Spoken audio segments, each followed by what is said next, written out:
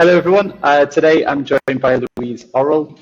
Louise and I have known each other a long time, maybe 10, 12, maybe more years, more. We've worked together before in one of our long-standing clients. Louise delivered a workforce optimization, well, a transformation actually that involved workforce optimization for field-based engineers. But I'll hand over to Louise and maybe you can introduce yourself, Louise. Thank you, Mark. Yes, so I'm Louise Orrell and I'm a change and transformation specialist. I've worked for, I would say, the last 10, 11 years now, mainly with FM companies, engineering services, utilities, and more recently in the care sector.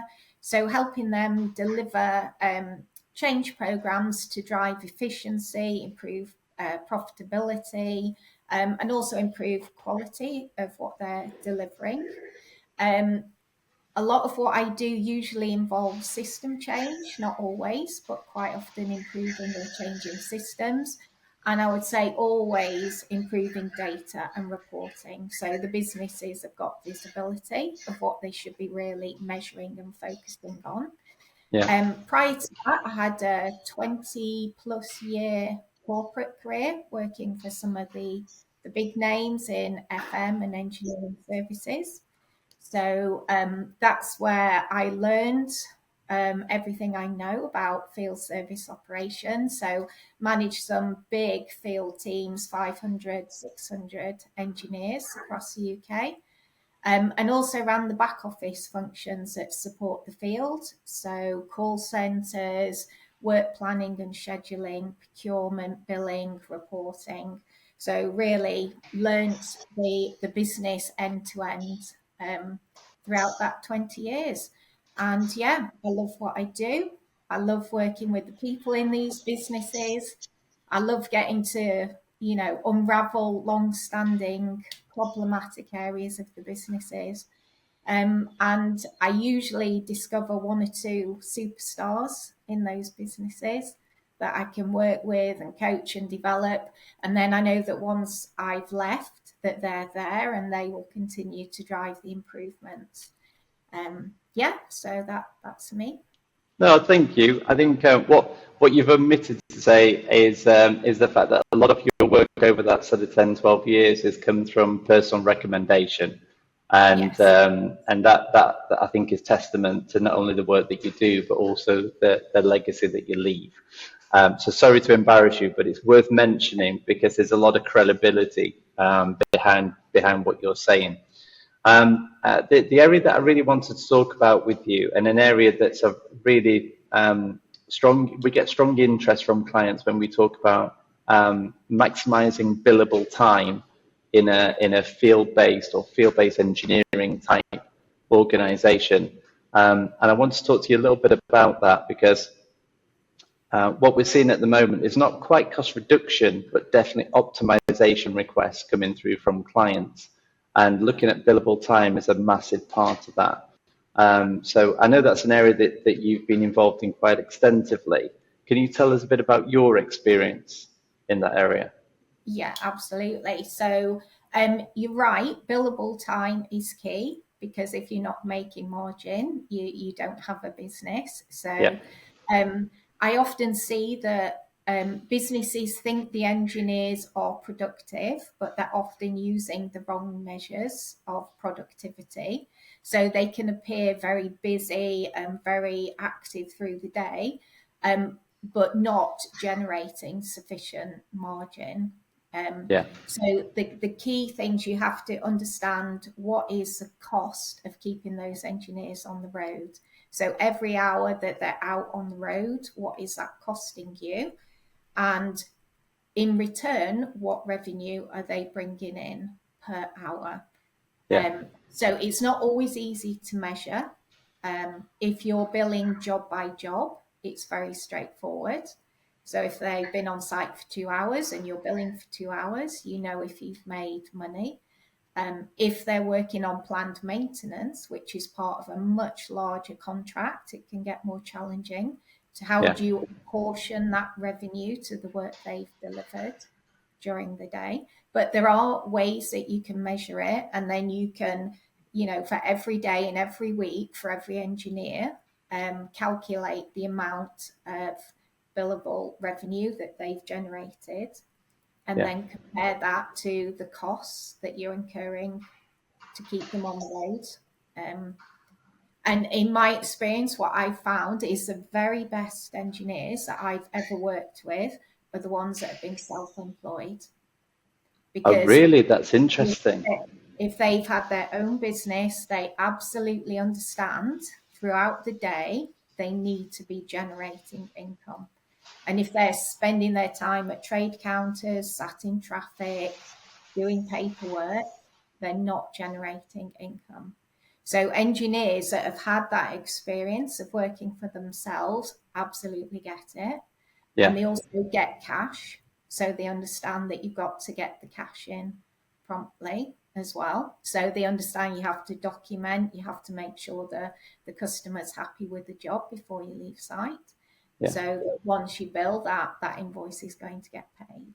So if you can secure engineers that have any experience of self-employment, that will be a real bonus to the business. That's a good tip. I can imagine now some of the chief execs and ops directors are forwarding this through to their HR department saying, this is what we should be looking for. Yes. Tell me a bit about the target for optimization. Is there a an industry standard? What have you seen in terms of the number that works well? Yeah, so my rule of thumb, once you've taken out all the known absences, so holidays and allowance for sickness, so once you understand the availability that you would expect to have from each member of field staff, then really you need to be targeting 85%. So if you can get to the point where 85% of their time during the day, during the week is spent on revenue generating activities, then that should be sufficient to cover your costs and allow you sufficient margin, but also to remain competitive in the market. Clearly, competition's intense. You've got to be competitive with the margins, so you can't endlessly push price. So to get the margin that you need to be looking around 85% of their day being revenue generating. And how can someone do a quick check on that? So it's about getting back to, what jobs have they delivered that day, that week, and associating the revenue to those jobs. So it's not a natural calculation that most businesses would do. So most finance departments would not have that as a standard metric. I think they should have that as a standard metric. Me too. So it is measurable, but it's probably in a standard board pack. You typically won't find billable time per engineer per week or per month. But it's just my view. It's a good view. I think a lot of our private equity clients that have invested in FM and field service businesses, I think that's a metric they should insist on in the board pack. Absolutely. I've seen some very damaging metrics. So probably the worst one I've ever seen is jobs per day. So one of the organisations I work with up in the northeast, they introduced a new scheme where they were bonusing engineers on jobs per day. So all that happened was jobs were split and became multiple jobs. So they would report them individually rather than as one job. They were generating jobs that didn't need to be there. If they were picking jobs from the work bank, they would pick the quick and easy ones so they could get as many done in a day as possible. And then after 3 months, the actual work delivered had reduced and the amount they were paying out to the engineers through bonuses had gone up. So it was completely the wrong metric driving wrong behaviours. So I was explaining to them that in some situations, the most productive engineer would have 1 job per day, which seems counterintuitive. But if that one job is 8 hours long on one site, doesn't need any travel time, and all 8 hours generate revenue, then that engineer can be, optimized by having one job per day. Whereas they were rewarding engineers to try and get 6, 7, 8 jobs per day. Yeah, I've seen it many times. It's an easy mistake to make, but when you look at it reflectively like this, it seems very obvious that you don't do jobs per day. Yes. So once a business has identified the 85%, and the 85% is being there or thereabouts met, then at that stage, what other things can they start to look at to maximize profitability? So drive extra works. So if on your core contract base, you're at 85% or better, then you need to think about, if you still have spare capacity, how can you drive more revenue from that capacity? So then I would look for extra work. So extra to contract works or quoted works. So if you can deliver that within the normal working day, fantastic. So the extra 15%, if you can then get some extra works from that as well. Alternatively, use overtime. So if you can get quotes out there, get the quotes accepted, and then engineers deliver the extra works in overtime, you've already covered your overhead costs during the normal working day. So you've only got incremental costs for your overtime. You can charge for doing premium work in premium hours and make really good additional margin. Generally, engineers will be happy to take the overtime. I was thinking that, certain times of year, so it helps, retention of engineers if they know they've got a good source of overtime. You're improving the client's assets, you're appearing proactive as a supplier, you're improving their estate and generating extra works from the same workforce. So rather than outsourcing the extra works, use your own internal team, and then you're generating more margin, more revenue from your existing resources. Yeah, every time I speak to a business and they're looking at profitability, the extra works element always comes in. I think capturing it and maximizing it is a skill, it's an art. But ultimately, that's where a lot of the good revenue can come from. What about supervisors are excellent at generating extra works. They just have, if they have the relationship with the customer, and they have the natural skills and ability to, suggest the works, prompt at quoting, and they can articulate to the customer the benefits of having the additional works done. So looking for that skill, that sales capability within supervisors is a good tip as well, because often they may have come off the tools and be very technically strong and good at managing their field teams, but you need that sales capability, or try and support them with building their sales capability as well. That's a really good tip. And, this is where we get sales and operations to meet, for the good of the customer as well as the good of profitability, but for the good of the engineers, retention. I mean, all round, everyone benefits from that bridge between sales and operations. Yeah, I've always been a big fan of trying to push that when I've been talking to clients. And what about saturation? Because over the years, I've seen many clients who've taken these flagship contracts, these must-win contracts because it's going to be the front page of FM World or something like that. But ultimately, it puts their workforce in a position where geographically they're not strong, and now they've got a dilution problem because the workforce is going into an area that they really shouldn't be in. Have you come across that before, and how can a business try and stop that from happening? Yeah, I've come across it many times, Mark, and I absolutely agree with you. The draw and the attraction is huge for the big, high-profile contracts, and you have to pick wisely. I would say sometimes those large contracts are right for you, and it gives you capacity, it gives you density, it gives you volume that you can then layer on top of that more local contracts, potentially smaller, higher margin contracts. So it gives you an absolutely fantastic foundation on which you can build other business. Yeah. Other times, like you say, it can stretch you out of your areas where you've got density and capacity. It could cause you to lose performance, and your reputation is everything.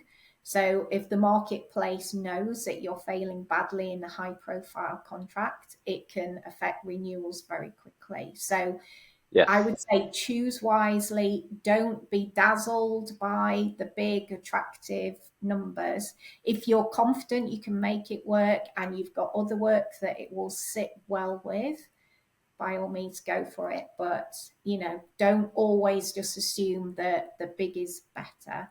Sometimes your very best margins can come from quite simple local contracts Yeah. without the demanding service level agreements, without penalties, without the challenges of the really big contracts.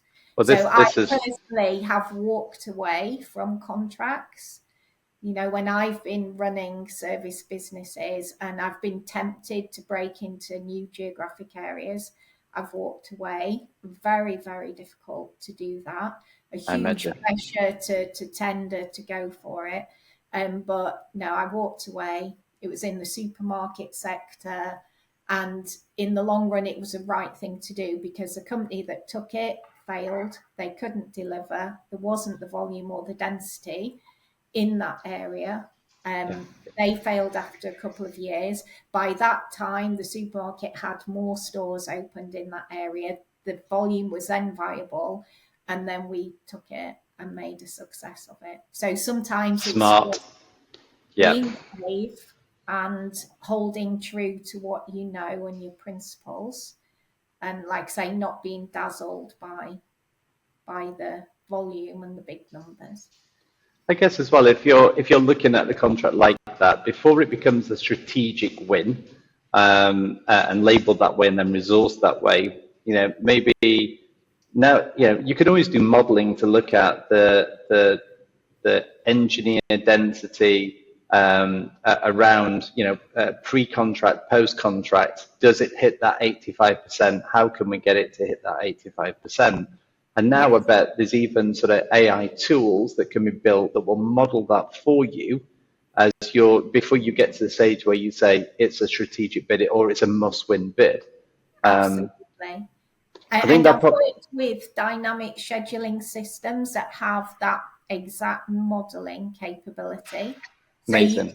you can put your existing base in, you then flow through the proposed contract, and then it can show you where it will enhance efficiencies and where it's really going to pull and stretch and extend journey times and lower that billable time per day. So you're quite right. The systems are there now to do exactly that and model it. So it's take the time and just put that effort in to have a look at it, and that will tell you whether you should go for it or not. And are these, is the dynamic scheduling system, are the systems very expensive? Are they tied in for a long time? Give us an idea of what they can look like. They are high cost. They wouldn't suit every business or every situation. But if you have a large field force, then potentially they are worth looking at. But it's not the expense so much of the system, it's the time and the effort to deploy them. So they are complex to deploy. It's, a minimum, I would say, of 18 months to 2 years to prepare, get them in and settle them. There is a risk of staff attrition during the change process. Not all service engineers would want to work in an environment where you're dynamically scheduled.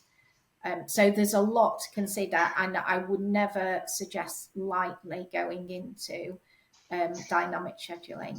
But for the right organisations with big volumes that can gain from that extra level of efficiency that it can give you, it's definitely worth considering, but not a must-have by any means.